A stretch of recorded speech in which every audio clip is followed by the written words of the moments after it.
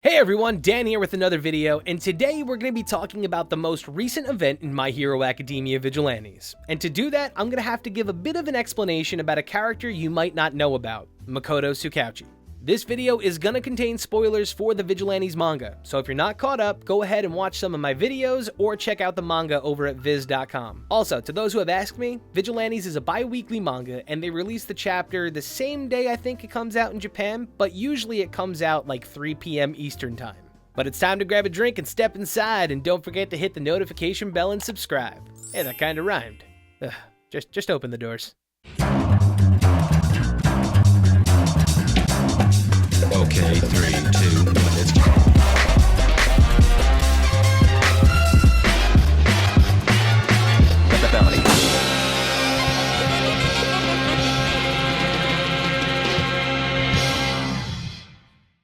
Okay, so before we even talk about what's transpiring, let's go over who Makoto even is. Makoto Tsukauchi is most notably known for being the sister of police detective Naomasa Tsukauchi.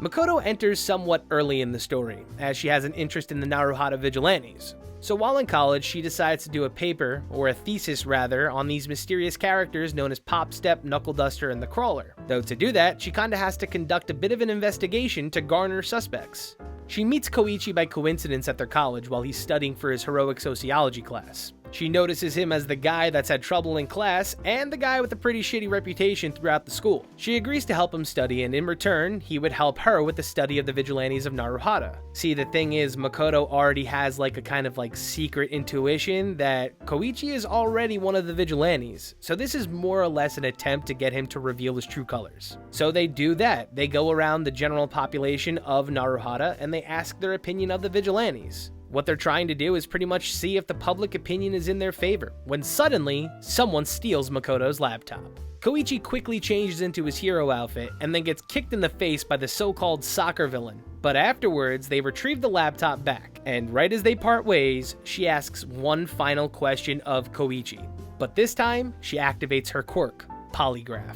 See, with Makoto's quirk Polygraph, she's able to read someone's heart rate and tell if they're lying. And ever since Makoto's been a kid, this has kind of been a thing that she's done to people. And they kind of say at first her parents kind of just thought it was like awesome intuition, but they kind of had no idea what she was actually doing was using her quirk. Her brother, Naomasa, is not fond of her quirk either, mostly because Makoto used to ask him uncomfortable questions when they were kids, but it's always led to him telling the truth around her. Like when he says that he's investigating the Naruhata Vigilantes. Though the problem is with this situation is that with her quirk, you have to ask a precise question, like an actual polygraph. She reads the heart rate. When she asks the question of Koichi, it isn't really phrased properly, so when she asks Koichi if he's the hauler, Koichi just simply responds no. And that's true. He's the crawler, not the hauler. Meaning Koichi for that moment defeated her quirk, making Makoto think that she's not actually as sharp as she thought. As to how she figures out his identity eventually, well, Koichi's mom comes to town, and they head to Asakusa, where Koichi's mom actually meets Makoto. Koichi's mom embarrasses him by saying that Makoto would certainly make a fantastic daughter-in-law,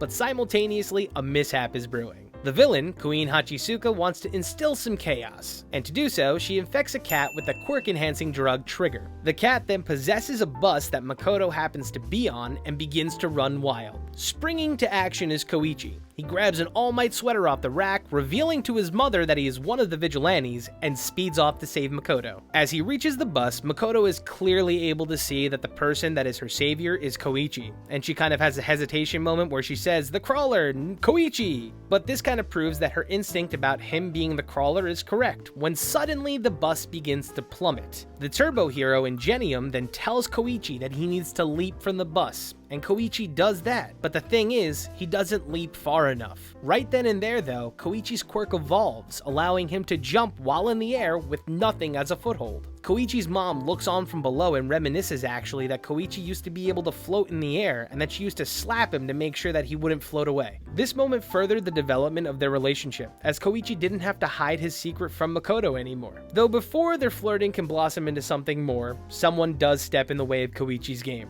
See, her job in college was working for Captain Celebrity while he spent his time in Japan. The thing is, she wasn't just a cheerleader for him. I mean, she was a cheerleader for him at first, but the moment where Captain Celebrity tries to overstep a boundary, she whips out her cell phone and reveals that she's had online correspondence with his separated wife, Pamela. This pretty much makes Captain Celebrity terrified of Makoto from this point onwards. And afterwards, they have more of a professional relationship when Cece suddenly notices that Makoto has aggressively inserted herself as his manager while in Japan, just to make sure Cece stays on a straight and narrow.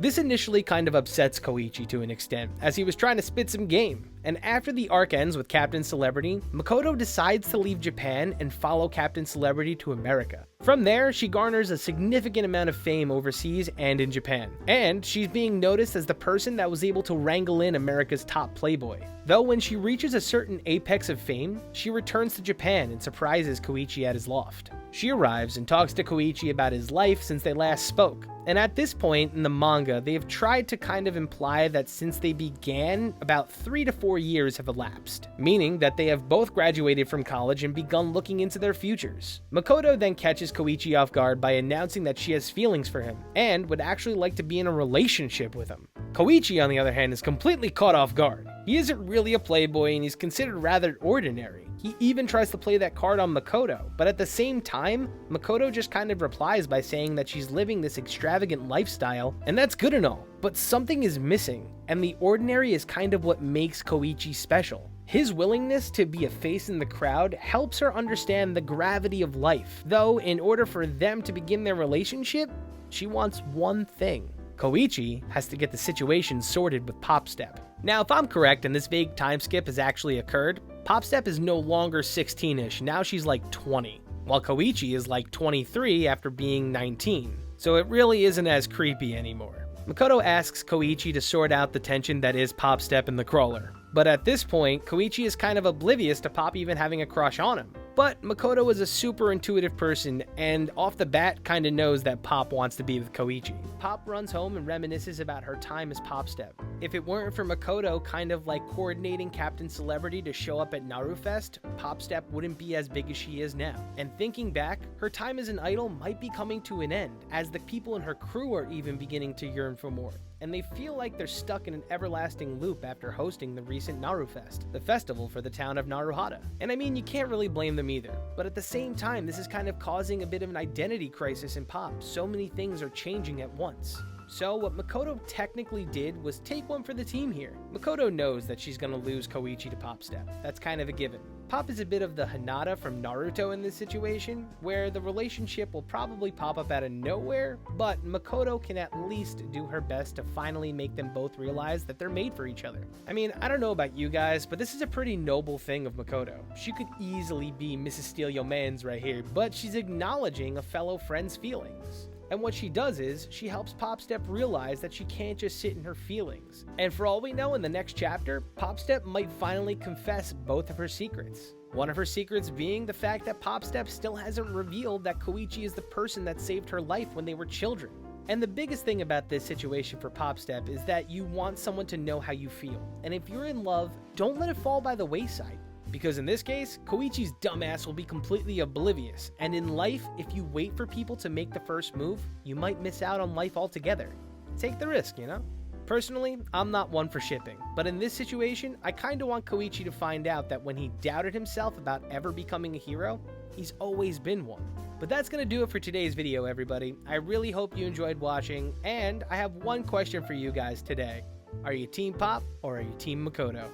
See, I know, Makoto's got the looks and the swag, but I feel like in terms of being a couple, Popstep personality-wise definitely compliments Koichi. I mean, it kind of reminds me of how Bakugo's parents are. Makoto and Koichi kind of pairing would feel a little bit forced. I mean, it's kind of like making Ichigo get with Rukia. Yeah, it could have happened, but there was an obvious better pairing in him and Orihime. Yeah, that's right. I fucked with Bleach once upon a time. But that's gonna do it for me, folks. Be sure to throw up a like if you enjoyed the video. I don't really do shipping videos like this, but, you know, I haven't really covered Vigilantes in a pretty long time. They've kind of been setting this up for Popstep to confess for a pretty long time, and I really hope next week, I believe, the chapter drops, and I kind of hope that, you know, we kind of get something from it. I know I'm kind of rambling at this point, I'm sorry. This is Dan. I'm signing off. I'm getting out of here. Peace.